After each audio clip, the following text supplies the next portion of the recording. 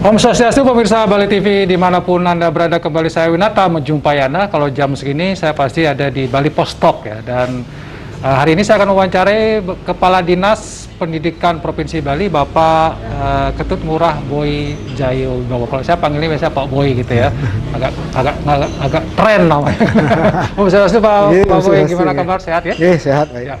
Om, kita bicara tentang pendidikan ini di Bali Postok kali ini. Nah, kita bicara tentang bagaimana situasi pendidikan kita di masa pandemi ini? Kalau menurut pandangan Pak Boy sebagai orang yang di stakeholder di bidang pendidikan di Bali, apakah kita baik-baik saja kondisi pendidikannya dan juga terpengaruh akibat pandemi COVID? Silakan. Baik, kalau untuk dunia pendidikan di Provinsi Bali khususnya, memang ada beberapa yang harus penyesuaian jadinya. Tetapi secara kalender pendidikan, ini kan sudah memasuki tahap yang hampir 80%.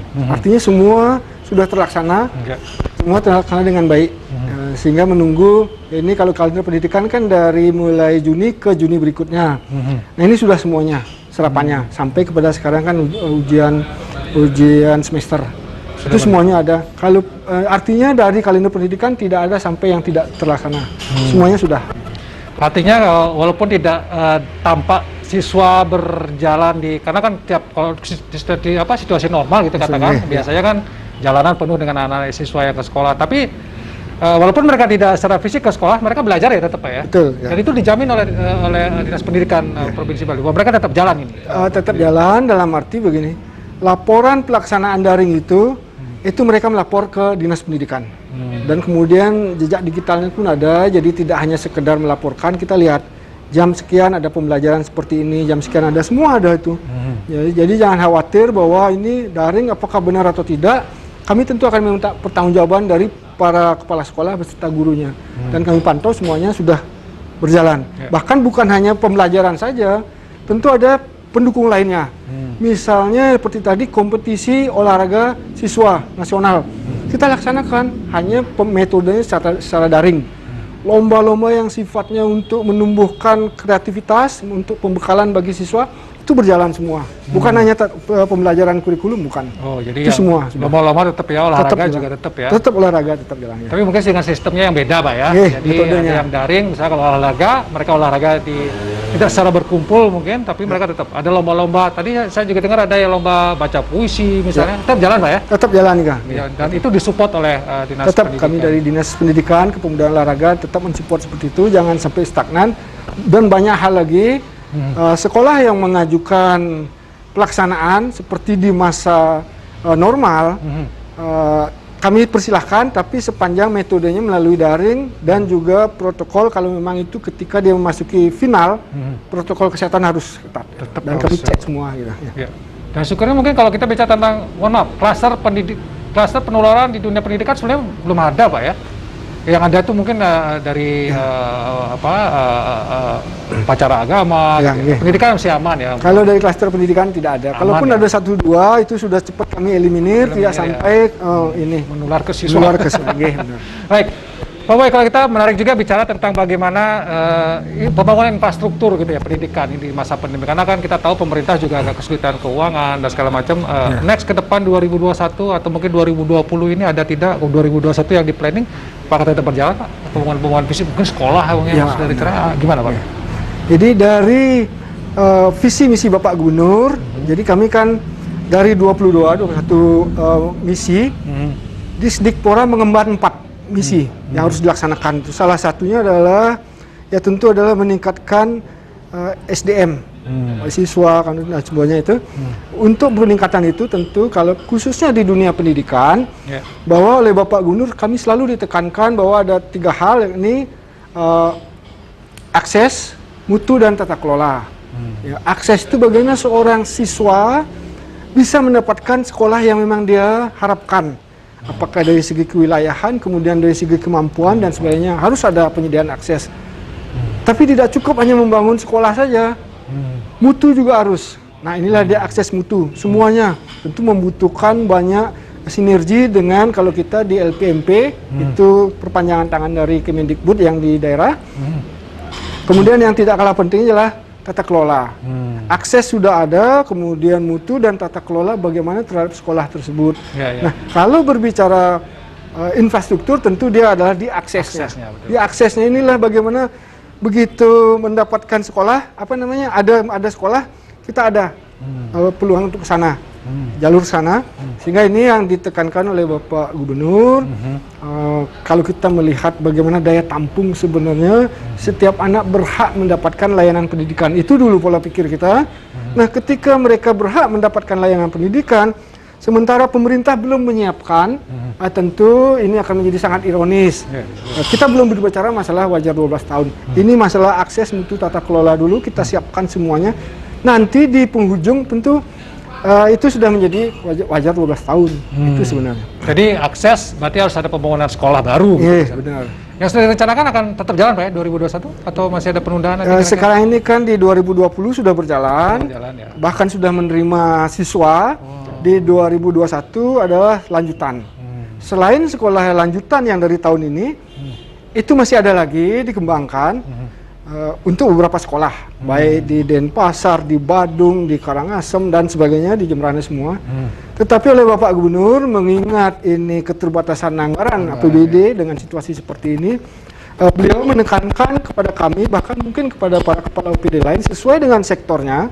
Kalau kami di sektor pendidikan, cobalah kreatif, selain hanya mengandalkan APBD, tentu ada akses misalnya dari apa yang namanya DAK fisik.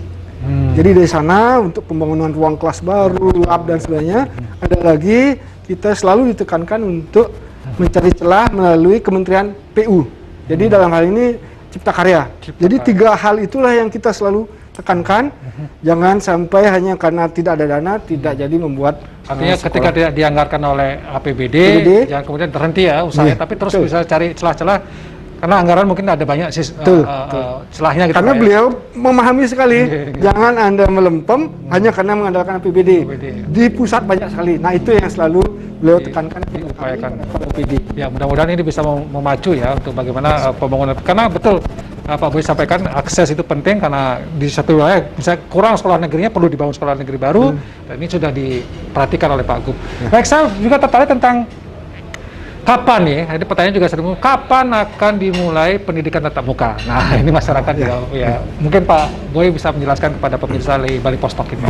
Kalau untuk dimulainya tatap muka, sebenarnya dengan adanya regulasi sudah bisa. Sudah bisa sebenarnya. Jadi regulasi itu dari SKB 4 Menteri yang sudah direvisi bahkan, yang tadi hanya menyatakan zonasi zona hijau, kemudian direvisi menjadi zona hijau dan kuning. Kemudian oleh Bapak Gubernur kita mengeluarkan surat edaran, itu pun seperti itu, di luar dari yang SMK. SMK tidak memandang zonasi. Boleh. Harapannya adalah saat itu menjelang September. Silahkan, tentu ada aturan-aturan karena ada regulasi. Sekolah yang akan melaksanakan tatap muka, mohon ke dalam hal ini kepada pemerintah daerah setempat, kalau yang di sini kami ke Disdikpora Provinsi Bali, dengan melampirkan itu bahwa yang pertama daerah itu, sekolah itu berasal di zona yang aman, kuning atau hijau. Kemudian ada list prokes, protokol kesehatan, apa yang harus dipenuhi.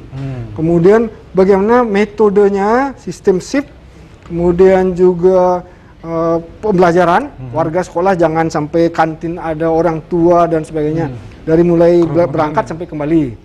Yang ketiga adalah ada pernyataan dari komite, kepala sekolah semuanya, bahwa mereka prinsipnya menyetujui ada anaknya. Dan yang terakhir adalah izin tertulis dari orang tua. Itu yang sebenarnya tertinggi.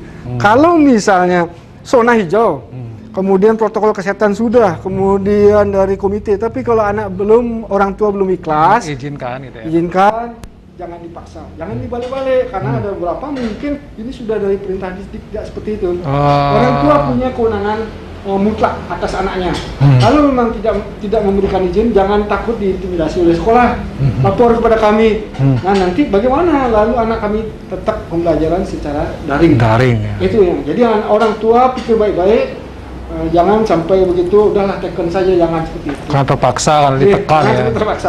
Karena siswa mengakunya ini sudah, kepala sekolah mengakunya ini sudah diperintahkan distrik, tapi distrik enggak Pak ya? Sudah diklarifikasi oleh Pak Kepala Dinas bahwa orang tua tetap punya hak untuk melindungi anaknya gitu ya. Kalau Anda tidak mengizinkan, jangan izinkan anak itu sekolah, walaupun sekolah memaksa gitu ya. Itu yang mungkin jadi penting. Mungkin sebagai closing statement Pak Kadis, apa yang mungkin Pak Kadis tekankan di masa pandemi COVID ini dunia pendidikan kita di Bali? Silakan Pak Kadis. Yang pertama tentu adalah dalam situasi seperti ini kami tekankan kepada semuanya bahwa kami mempunyai agenda kerja, kalender pendidikan, bahwa itu semua harus terlaksana, tidak. Nah itu kemudian tentunya kami sangat berharapkan kepada pihak guru, kepala sekolah, laksanakan proses itu daring, tetapi ingat ada hal-hal tertentu yang tidak bisa justru dilaksanakan, itu membebani. Jangan sampai membebani siswa. Kemudian dengan tidak ada pembebanan seperti itu, tentunya siswa menikmati proses pembelajaran secara daring, dan orang tua pun sudah bisa melepaskan, karena orang tua juga kami sadari mereka mempunyai kewajiban sebagai orang tua, mencari nafkah dan sebagainya, sehingga semuanya jalan. Kemudian bagaimana dengan para guru yang mereka melaksanakan, kami juga dengan teman-teman di PGRI juga bagaimana metode melaksanakan daring yang secara tepat guna pada siswa. Sudah semuanya berjalan, tidak ada pemaksaan. Tidak ada pembebanan yang terlalu berlebihan Pak.